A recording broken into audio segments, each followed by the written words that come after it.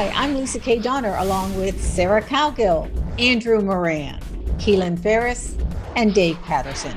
And this is the Conservative 5, Liberty Nation's online TV news program.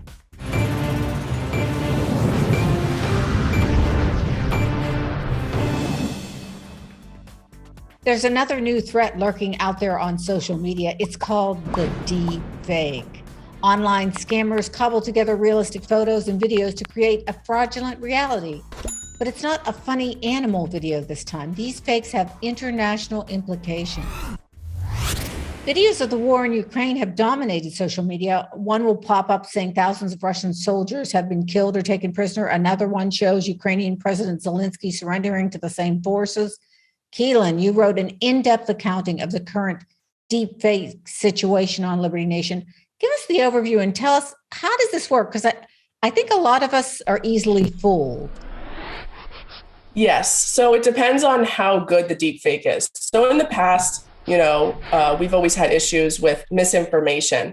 And it was normally just surrounded someone saying something and then everyone being like, hey, that's not true. Or, someone saying something that was true and then everybody else saying, hey, that's not true. So now we have this issue where it's not just what somebody's saying, it's actual photos and videos, which what normal people account as something that is authentic, that they can trust. So it's crafted through artificial intelligence. And essentially previously, very 20th century of me, we would say this has been photoshopped. But now this is like taking on a whole new technological level, right? Yeah. So if I had the right skills or the right equipment, I can make a photo or a video from the ground up. So essentially, we're not at this point now, but we may eventually be at a point where you've got two videos of Joe Biden doing a press conference next to each other. In one video, he says one thing, and another video, he says the other. And we might reach a point where the average person won't even be able to tell which one's real and which one's not, which is extremely concerning. In 2022 now, we're not at that point. The deep fakes aren't as realistic. They kind of look weird and the voice is off. And for example, the one of Zelensky, his head looks like it's been photoshopped onto a body and his voice is all weird and fuzzy. So, for a more tech savvy group, they're immediately like, all right, this is fake.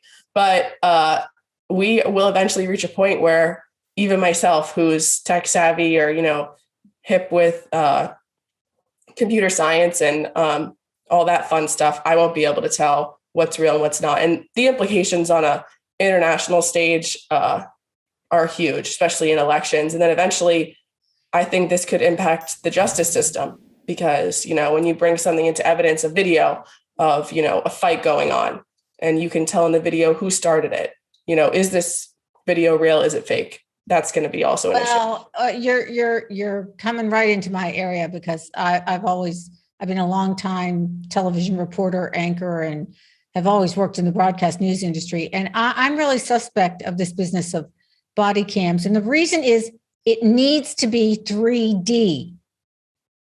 You can't just have one camera at one angle and then try to make a jury agree with you based on that one angle. If they take 3 different angles of a base in baseball or 3 different angles of a football in football, then why can't we take 3 different angles of what's going on at a crime scene? But Andrew, I'll let you pick it up from there. But that dovetails right into my argument, which one camera in a crime scene does not tell the truth. Well, I think when it comes to, I should say the whole truth. Yeah, well, I think I'm not going to delve into that. It's not my line of expertise when it comes to the legal ramifications of police. But I will say I'm in line with Keelan, where I'm not too concerned about deepfakes right now. But as the technology advances, I would be concerned, especially if it gets in the hands of the government, who can use it for nefarious purposes, regime change, war, foreign invasions, whatever the case. But for now, the reason why I'm not concerned, especially when it comes to, let's say, in your case, body cam as an example, or news footage, whatever the case, is that if you upload it, say, to a blockchain, now a blockchain can certify that content to show that it is authentic, it comes from a primary source, has not been fiddled around with. You go into blockchain, you look at the code and has a certification onto it to show that it's real. So from that regard, I'm not too worried about it. The second thing from a legal standpoint too, is that the person who, let's say, who did a deepfake of a video, and that led to some malicious intent, that person could be charged to be liable for what happened. So for those two instances, I'm not too worried about deepfake. Technology advances, evolves, then I'll be worried. I can tell you what worries me is the fact that not everybody's going to care. Not everybody is going to, oh, I should verify that video and let me go tech savvy, and who's going to fact check it for me? Because people just think that's being done.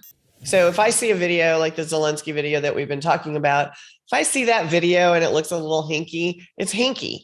But when they get better at it, who's going to tell me it's not, who's going to tell me it's not legitimate? Are there going to be new fact checkers out there? Is it going to have to go through some kind of a process to verify the blockchain? I don't know how that works. I don't think anybody I know knows how that works. So that is my fear, is that it's going to get so good, and then we don't have anybody running herd on those people. I think there's a chance too that that the people who would be likely to do the deep fakes may be the victims of their own technology, because today social media is instant. You say something, or you try to doctor something, and there are a million people who say, no, I just saw that. That's not what that person said. So I think there's some advantage to the instant feedback on events and speeches and things that really matter in terms of social discourse. I would make one request for Lisa, is that once this video is over, I hope somebody can deep fake my face, because I'm not too concerned. I'm not too happy what I see in the mirror every single day. So perhaps Lisa can make that request for me in the future. I didn't want to go too light, but immediately when they started talking about deep fakes, I remember the whole Canadian thing about Justin Trudeau and his eyebrows. He had like this eyebrow issue, and everybody was talking about, and I kept looking at all those photos going, are those real eyebrows? Are those fake eyebrows?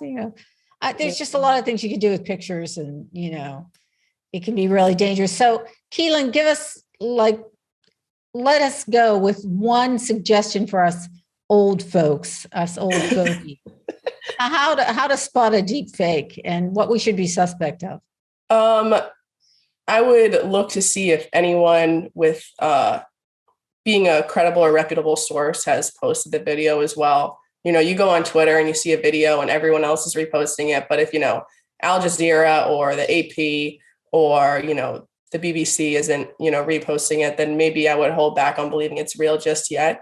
The issue that I have, not even before we get to a point where you can't tell what's real from what's fake, is that this is just going to sow more distrust and more insecurity and hesitation in not just the American people, but like the entire world. People are going to be hesitant to believe, not just from people's lips, but see videos and photos.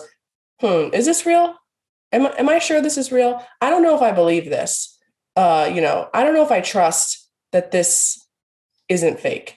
But that's my biggest concern for right now, as we, inch towards international elections and other major world events, that this is just going to kind of tear at the social fabric of our society, at least, that's like barely holding together. It's just going to sow more distrust and hesitation into believing what's real and what's not. Yeah, and it may be inevitable that we reach the point that, where it's impossible to identify a real video from the deep fake.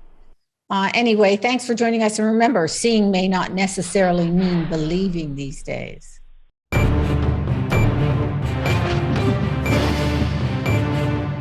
That's it for our Conservative 5 panel today. Check out our other C5 shows and segments on your favorite video platform. YouTube, Vimeo, Rumble, we're on them all. As well, Liberty Nation has its own Roku channel where you can see all of our TV productions. Thanks for tuning in. And remember, surf on over to libertynation.com. Join us on the Member Zone, just $17.76 for the year. And special thanks to our fantastic editor and post coordinator, Frank DiOrio, and our executive producer, Sarah Cowgill. I'm Lisa K. Donner, editor-in-chief. Thanks for joining us today. This has been a production of libertynation.com. where truth is making a comeback.